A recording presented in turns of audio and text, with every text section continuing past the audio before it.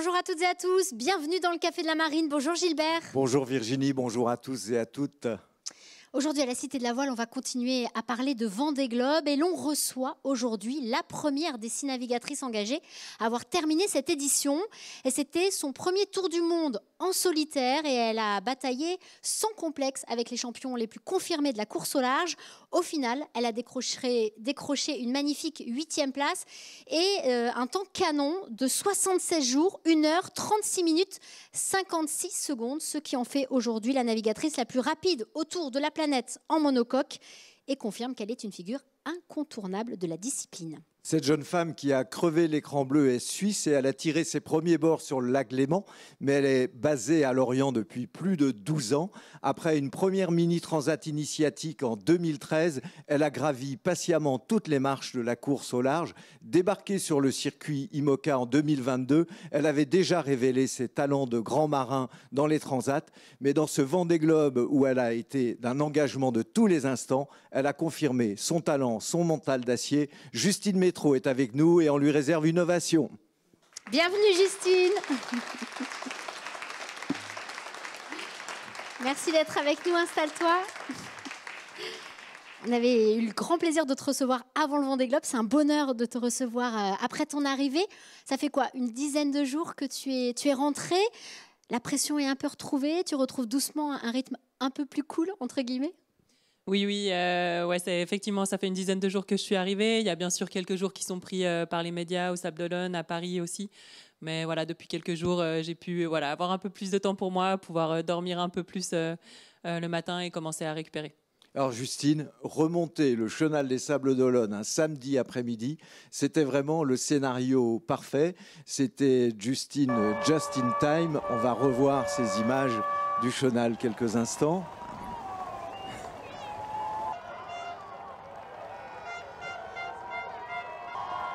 Alors il y avait vraiment une ambiance de folie. Toi qui es réservé, tu as quand même savouré. Là, on te voit saluer. Bah oui, c'est vrai que c'était pas du tout prévu d'arriver un samedi après-midi. Ça s'est fait comme ça. Et c'est vrai qu'effectivement, quand je coupe la ligne, il reste à peu près une grosse demi-heure pour entrer dans le chenal avant que ce soit un peu court avec la marée. Donc il y a tout qui s'est vraiment enchaîné. Je pense que j'avais pas du tout eu le temps de me préparer, en tout cas un accueil tel que celui que j'ai eu. On est plusieurs bateaux, on est 4 bateaux, sauf erreur, à rentrer cet après-midi-là. Oui. Donc il y avait beaucoup de public pour nous accueillir. C'était vraiment super chaleureux, super ambiance et ouais, c'était une belle surprise en tout cas. Et puis tu le disais, il a fallu cravacher pour pouvoir rentrer juste à temps. Il y avait ces concurrents-là aussi à la bagarre jusqu'au bout. Tu as jeté toutes tes forces dans la bataille. Comment tu l'as vécu ce finish, ces derniers instants? C'est vrai que c'était stressant. Moi j'ai eu une grand voile qui a été endommagée aussi le soir avant l'arrivée. Sam Gutschall qui était pas très loin de moi. Avec ses problèmes de voilure aussi. Voilà, oui. Exactement. Des conditions qui étaient. De la pression. Oui. Ouais, des conditions qui étaient très instables avec un peu des grains, mais pas très lisibles dans le ciel. Donc soit on n'avait pas de vent, beaucoup de houle, soit tout d'un coup ça rentrait à 20-25 nœuds. Donc il y avait des gros différentiels de vitesse entre Sam et moi selon les moments. Donc pas mal de stress jusqu'à la fin et puis un soulagement quand j'arrive enfin à toucher un peu de nouveau de la pression à la fin et qu'on sait que à ce moment-là la ligne va pouvoir être roulée. Et tu y tenais à sauver cette 8e place justement. Tu l'as bouclé ce tour du monde. Tu as tout le temps bataillé dans le top 10. C'est aussi, on l'a dit tout de suite, la confirmation de ton talent. On imagine que cette place et puis aussi ce chrono dont tu as parlé Virginie te satisfont pleinement. Oui, c'est une belle satisfaction. Après, il y a toujours moyen de faire mieux, des moments où on se dit qu'on n'a pas fait tout juste ou mais globalement, oui, effectivement, c'est un premier Vendée Globe satisfaisant de pouvoir rentrer dans le top 10, de pouvoir être proche de concurrents qui avaient des bateaux plus récents que moi pendant assez longtemps pendant la course. Il y a la météo qui joue aussi là-dedans. On a vu qu'il y a eu pas mal des fois soit de passages à niveau, soit de regroupement. Mais en tout cas, je pense que globalement, je peux être contente de ma gestion de la course, de ma stratégie. Et puis ça, c'est positif aussi pour construire pour la suite. Alors tu es aussi la première des 6 femmes à avoir terminé. Alors on sait que pour toi, tu n'as pas envie de parler de cette différence homme-femme. C'est quand même symbolique malgré tout d'être la première femme à finir, de la même façon que premier bateau à dérive. C'est quand même des petites récompenses, des petites victoires dans la course aussi. Oui, effectivement, je pense que c'est symbolique. Voilà, ça donne de la visibilité en plus. On sait qu'en tant que navigatrice, on est aussi beaucoup suivi par le public féminin de tous les âges. Donc voilà, on essaye de faire au mieux, de porter ça. Et puis, ce qui est chouette, c'est qu'on a été 3 femmes à batailler pendant longtemps, autour du top 10 avec Clarisse et Sam, qui font une belle course aussi. Donc voilà, c'est chouette de voir ça. Alors justement, tu viens d'évoquer cette bataille avec Clarisse et Sam. Vous avez été longtemps à la lutte. Et puis, justement, elles ont dit, très élogieuses à ton égard, que Justine était un cran au-dessus. Comment tu as réussi à les décrocher dans le Grand Sud? C'était au sud de la Tasmanie, je crois. Comment ça s'est passé? Comment tu as réussi à prendre tes distances? Je pense que ça s'est fait un peu avant parce qu'on arrive un peu à s'échapper avec Boris, lui plus que moi, mais en gérant un peu mieux un passage de front précédent qui est moins fort, mais on arrive. Moi j'ai peut-être 50 ou 60 000 d'avance sur Sam et Clarisse ou un petit peu plus, et c'est ce qui me permet de prendre le train de la dépression avec laquelle au final j'arriverai à creuser un écart de plus de 1000 milles, je crois 1300 000. Donc, et c'est ce qui t'a permis de recoller au groupe aussi qui était devant à ce moment-là? Exactement, c'est ce qui m'a permis de ne pas perdre le train, de rester avec le groupe qui était devant moi, et le regroupement il se fait un petit peu plus tard parce qu'en étant derrière, j'ai après un peu plus de vent que ce paquet-là et j'arrive à naviguer sans devoir faire autant d'empannage qu'eux. Donc voilà, ça se fait dans les jours qui suivent après. Ouais. On a vu que Catherine Chabot, qui est la première femme à avoir bouclé ce Vendée Globe, et Isabelle Autissier, qui est aussi une grande navigatrice, qui a été pionnière sur les tours du monde, elles étaient toutes les deux là au sable. On a eu cette photo où vous êtes ensemble. Ça t'a touché? Qu'est-ce qu'elles t'ont dit? On la voit, cette photo. Ouais, c'était super sympa. Et Catherine, elle m'a envoyé aussi quelques messages pendant la course. C'était chouette. Et Isabelle, je la connais moins, mais du coup, c'était la première fois qu'on se rencontrait vraiment.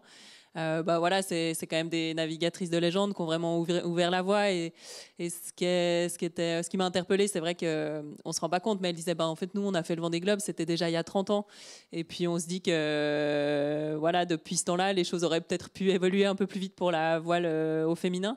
Parce que ça fait quand même pas mal de temps qui s'est écoulé, mais voilà, les choses bougent, et en tout cas c'était un chouette moment avec elle, et c'est vraiment c'est vraiment grâce à elle que les choses ont bougé aussi pour nous. Elles sont fières de voir des navigatrices comme toi qui continuent et qui montrent qu'elles ont toute leur place sur ce genre de course. Ouais, exactement, elles sont fières, il y a du soutien, de la sororité, et ça, c'est chouette à voir, et je pense que c'est quelque chose qui change aussi dans le sport féminin aujourd'hui, où en tant que on n'est plus, je pense qu'on se met plus en concurrence comme ça pouvait être le cas dans le passé, mais on essaye plutôt toutes de se soutenir. Voilà, Isabelle, justement, qui, elle, n'avait pas pu boucler son Vendée Globe, mais qui a été vraiment toujours aux avant-postes dans les Around Allowed, qui étaient les tours du monde sans escale. Je reviens à ton tour du monde, justement, où toi, tout en maîtrise, tu es resté pour batailler au contact de ce groupe quand même de cadors de la classe IMOCA, avec un bateau un peu plus vieux, 2018 le tien, que le bateau de ceux qui étaient devant toi. Tu avais déjà réussi à leur tenir tête dans les transats, avec quand même la Route du Rhum 7e, et puis la Transat Jacques Vabre en double avec Julien Villon 6e. Mais le Vendée Globe, c'était une autre dimension, une autre histoire. Rien n'était écrit à l'avance, Justine.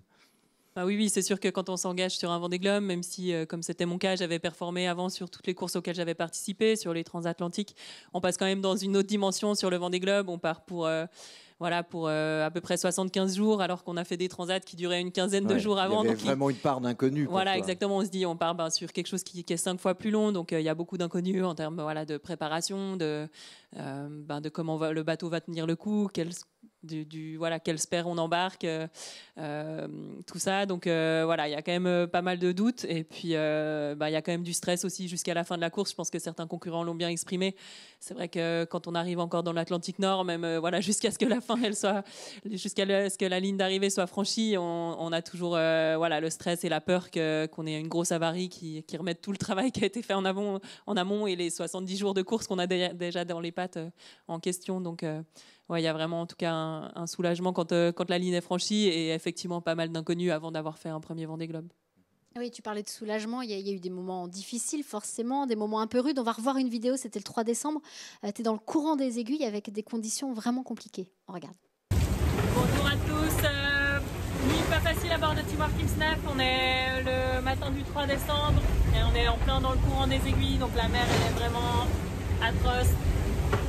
Ça secoue, ça fait mal au cœur pour le bateau. Voilà, j'essaye de réussir à avoir une bonne moyenne, mais sans aller trop vite non plus. Mais voilà, comme vous voyez, ça secoue beaucoup, la mer, elle est vraiment dans tous les sens.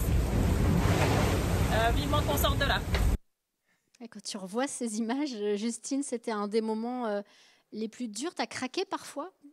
Pas là, c'est vrai que dans le courant des aiguilles, on a eu 2 jours difficiles à l'entrée de l'Indien, mais après on a eu un Indien plutôt facile, je pense, avec le petit groupe avec lequel je naviguais, Boris, Herman, Sam Davis et Clarisse Kremer.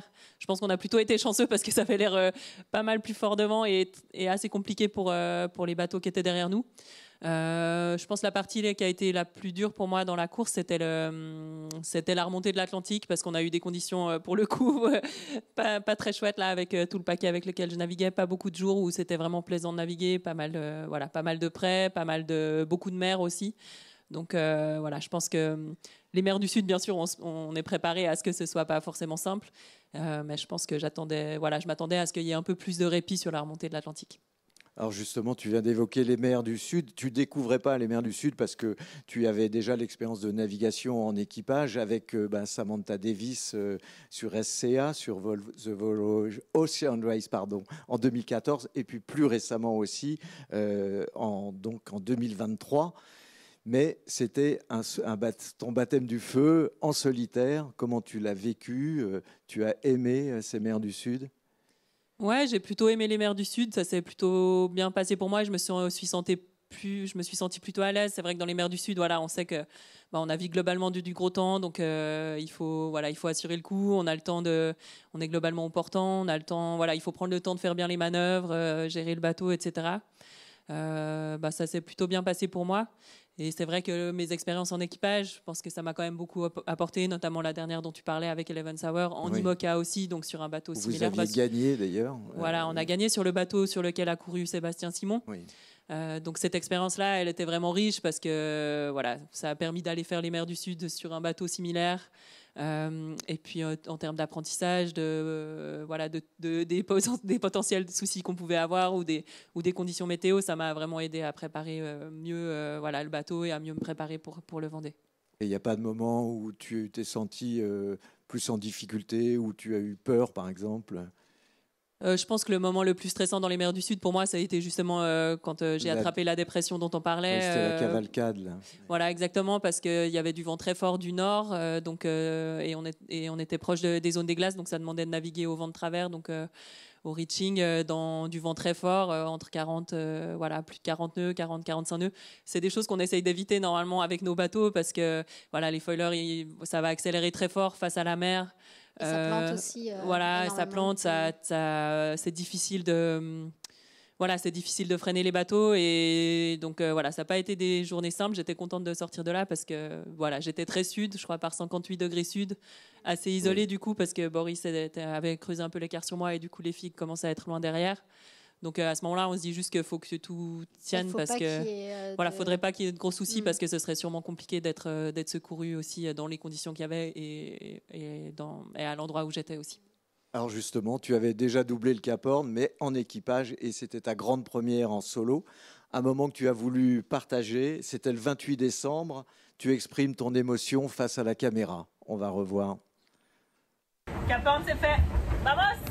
Bon voilà, on vient de passer la longitude du Cap Horn avec Timor Kingsnef. Je suis super contente. Là ça va, mais je sentais qu'il y avait quand même de l'émotion aujourd'hui d'arriver au bout. Des mers du Sud qui sont exigeantes, qui sont super belles, mais où on sent qu'on n'a pas vraiment notre place. Voilà, donc on essaie juste de passer discrètement et sans encombre. Puis aussi, je sais pas, c'est pas du tout la fin de la course, mais ce cap, ça marque une étape importante. Et puis, moi, ça m'a pris longtemps de pouvoir construire un projet, de pouvoir arriver là. Puis, du coup, c'est une belle récompense de pouvoir enrouler ce cap, peu importe ce qui se passe ensuite. On sait toujours que c'est un moment symbolique, ce Cap Horn. Tu l'avais déjà passé en équipage, mais là, le passer en solo, même si encore toute la remontée de l'Atlantique, ça a été vraiment un des moments les plus marquants aussi pour toi. Oui, ça reste un moment fort et c'est vrai que voilà, dans une carrière de marin, ça reste assez exceptionnel de pouvoir passer le Cap Horn. On n'en a pas souvent l'occasion. Ça demande quand même de faire déjà un bout de chemin avant pour arriver là. Donc ouais, c'était un moment fort, en tout cas, une belle satisfaction. Et tu l'as pas vu parce que tu es passé assez loin. Ouais, je passe à une 60aine de milles au large, donc à peu près 100 km. Donc voilà, quelques jours avant, ça avait l'air assez clair qu'il y avait peu de vent proche de la côte, donc voilà, qu'on le verrait pas malheureusement. Alors la suite, ça a été la remontée de l'Atlantique, qui a été quand même compliquée, on l'a dit, éprouvante pour les bateaux, pour vous les marins, avec cette épée Damoclès, la casse. Toi, tu as quand même déchiré ta grande voile. Il y avait vraiment la hâte d'en terminer, ça tu l'as dit. Est-ce que, au-delà de ça, d'une manière générale, tu as souffert, on évoquait les moments peut-être de stress, mais est-ce que tu as souffert de la solitude? Parce que ça, c'était aussi une découverte d'être seule aussi longtemps. Oui, c'est vrai que ça c'était nouveau parce que ma course la plus longue avant en solo c'était la Mini Transat. J'avais fait 22 jours, donc là on passe aussi dans une autre dimension. Mais ouais, la solitude, ça m'a vraiment pas pesé. Ouais, les journées sont quand même bien occupées. Et puis voilà, bien sûr, il y a des moments qui peuvent être un peu plus durs, mais aujourd'hui on est quand même très connecté avec le Wi-Fi qu'on a à bord et WhatsApp qui est notre moyen de communication principal. Donc c'est facile voilà, d'échanger des textos. Quand j'avais des moments plus durs, j'ai typiquement appelé mes sœurs, voilà, que je sais qui sont des bonnes personnes ressources. Tu as peut-être même apprécié des moments de calme et de solitude aussi à ouais, certains voilà, moments, exactement. Donc au final, oui, c'est 2 mois et demi à peu près en solitaire, mais ça, ouais, le côté solitude, ça m'a vraiment pas pesé. Alors Justine, on revient forcément changé d'une telle aventure. Tu as appris des choses sur toi? Ouais, je sais pas si j'ai appris des choses sur moi. Peut-être qu'il me faut encore un peu plus de temps de réflexion. En tout cas, par contre, c'est sûr que ça représente un terme voilà, un volume de navigation en course qui est énorme. Donc voilà, c'est sûr que j'ai appris énormément en termes voilà, de performance sur le bateau, de météo et de stratégie, parce que c'était la première fois que je faisais un tour du monde en solo, donc que je gérais aussi la stratégie sur tout un tour du monde avec des endroits qui sont un peu particuliers et où on passe pas fréquemment. Donc ça, c'était super intéressant. Et puis, j'ai dû aussi pas mal progresser en technique parce que sur un Vendée, on a un peu plus de choses à bricoler que sur une transat et c'est pas forcément mon fort. Donc voilà, c'était intéressant à ce niveau-là aussi. Et sur ta capacité aussi à être dans le temps long? Ouais, c'est ça, mais c'est vrai que au final, voilà, oui, c'est loin à Vendée, mais c'est vrai que ça se segmente quand même par petits morceaux de parcours et les journées sont quand même bien occupées, donc ouais, ça passe quand même assez vite. Alors tu mesures le chemin parcouru depuis ta Mini Transat en 2013, deuxième, tu performais déjà. Après, il y a eu aussi des années Figaro. On a le sentiment que tu n'as jamais brûlé les étapes dans ta carrière. Ce Vendée Globe, c'était vraiment le bon moment? Oui, je pense que c'était le bon moment. Ouais, c'est vrai que voilà, comme certains marins, j'ai suivi un peu voilà, les différents cursus ou un peu le chemin classique de la course au large. Et c'est vrai que j'aurais aimé participer à l'édition 2020 et j'en ai pas eu l'occasion. Mais au final, quand le projet Teamwork s'est mis en place pour se Vendée le Globe là, j'avais l'impression que c'était le bon moment. J'avais déjà accumulé un petit peu d'expérience avec les projets 11 Hour. Et je me sentais beaucoup plus légitime de récupérer un bateau comme l'ancien Charal. Voilà, parce que je savais comment ça fonctionnait et je pense que j'étais voilà, plus crédible aussi auprès de mon équipe, des gens qui ont travaillé avec moi pour mener un tel projet, pour voilà, gérer un tel bateau. Et du coup, ça m'a permis vraiment de faire ce projet dans des bonnes conditions. Donc voilà, au final, je pense que c'était effectivement le bon moment. Tous tes pères, on parlait tout à l'heure de Clarisse, de Sam, tes pères, les garçons aussi ont vraiment salué ta performance. Est-ce que tu as ce sentiment-là que le regard a changé sur toi et que tu es redouté par tes adversaires aujourd'hui? Non, je sais plus pas. qu'avant. Ouais, je sais pas. On verra sur les prochaines courses. Mais non, je pense que voilà, pour les gens qui sont sur le circuit, il y a beaucoup de marins qui sont dans le top 10 avec qui voilà, on a couru sur la solitaire du Figaro en même temps. Voilà, on se connaît quand même depuis assez longtemps. Donc voilà, mais en tout cas, c'est chouette d'avoir des compliments de la part des autres coureurs parce qu'au final, c'est eux qui savent voilà, vraiment ce qu'on vit à bord, et l'exigence de ce qu'on fait, etc. Des concurrents comme Charlie, je crois. Oui, Gilbert, Charlie, et puis Simon. Sébastien Simon aussi qui dit Justine, elle mériterait vraiment d'avoir un nouveau bateau pour l'édition prochaine, mais en même temps, je serais très inquiet qu'elle soit au départ avec un nouveau bateau parce qu'elle serait contre moi. Et Charlie dit effectivement, lui, qu'on ne parle pas assez de toi. Mais ce qui est fait ce soir. Alors Sébastien Simon, il redoute de devoir revenir dans 4 ans, et justement, comment tu l'envisages, toi, la suite? immédiate et puis à plus long terme, bien sûr. Ouais, donc pour l'instant, et ça fait un petit moment que c'est validé qu'on continue avec donc le même bateau, Teamwork Team SNEF, pour cette saison. Donc avec l'objectif principal de la Transat L'Or Café à l'automne, et puis d'autres courses. Donc cette année, on court seulement en double ou en équipage. Donc voilà, ça va être chouette. Et on participe à toutes les courses sauf le Tour de l'Europe. Donc ça fait quand même un beau programme. Tu seras peut-être sur le Tour de l'Europe en tant qu'équipière Oui, effectivement, je vais essayer d'aller faire quelques étapes parce que voilà, c'est des courses qui me plaisent voilà, toujours beaucoup, que ce soit The Ocean Race Europe ou The Ocean Race tout court. Et puis donc je vais courir en double avec Xavier Macaire qui sera à bord aussi sur toutes les courses. Donc ça va être chouette de partager ça avec lui. Et puis pour la suite, pour l'instant, voilà, c'est en réflexion avec les partenaires, voilà, de voir. Il y a l'envie en tout cas d'y retourner. Voilà. Je pense qu'il y a l'envie aussi de la part de certains partenaires, mais voilà, ça prend un petit peu du temps de mettre tout ça en place. Et puis il faut réussir à monter un projet, voilà, qui soit raisonnable aussi en termes d'investissement, de budget, parce que voilà, malheureusement, ça s'arrange pas le coût de nos projets et des IMOCA. Donc voilà, c'est en cours d'analyse. Voilà. Et ce qui est formidable dans ton histoire, c'est que c'est ton partenaire depuis tes débuts, quoi. Et cette mini transat. Oui, effectivement, c'est vrai que c'est une chance assez exceptionnelle, voilà, d'avoir Teamwork Management qui m'accompagne depuis 2012 et avec qui on a gravi les échelons. Moi, j'ai grandi en tant que marin, eux, ils ont grandi en tant qu'entreprise et c'était vraiment super voilà, de partager ça avec eux. Encore sur ce Vendée Globe, Philippe Régorez et sa femme Valérie, qui travaillent tous les deux dans l'entreprise, étaient là à l'arrivée. Voilà, c'était vraiment super fort de partager ça avec eux. Ouais, une sorte de vrai aboutissement aussi dans notre parcours ensemble depuis ce temps-là. Et puis c'était super aussi d'avoir le groupe SNEF qui nous ont rejoints cette année, donc qui sont aussi très investis dans la voile depuis 25 ans. Donc ça faisait vraiment un beau projet. Et on est sûr qu'ils mesurent la chance de t'avoir comme skipper. On a prévu quelques petites questions pour toi, Justine, pour terminer ce Café de la Marine. Un petit quiz. Et la première, c'est de savoir quelle a été ta force selon toi dans ce Vendée Globe, ta plus grande force. Je pense que c'est l'expérience accumulée avant sur ces bateaux-là qui m'a aidé vraiment pour ce premier Vendée en solo. Et alors ton principal défaut, là où tu as pêché un petit peu? Je pense que c'est la technique. Voilà, je pense que je peux encore m'améliorer techniquement. Je pense que j'ai accumulé pas mal d'expérience, mais voilà, sur la résolution des différents problèmes à bord. Alors Justine, dans un autre registre, est-ce que tu es gourmande? Ouais, je suis très gourmande, je dirais. Alors, quel est le plat le plus dégoûtant que tu as avalé pendant ce Vendée Globe? J'ai eu de la chance, je pense que j'étais vraiment bien préparée à ce niveau-là. Donc tous les plats qui étaient embarqués, c'était des choses que j'avais choisies, que j'avais déjà testées en amont. Donc j'étais plutôt bien lotie de ce côté-là, je pense.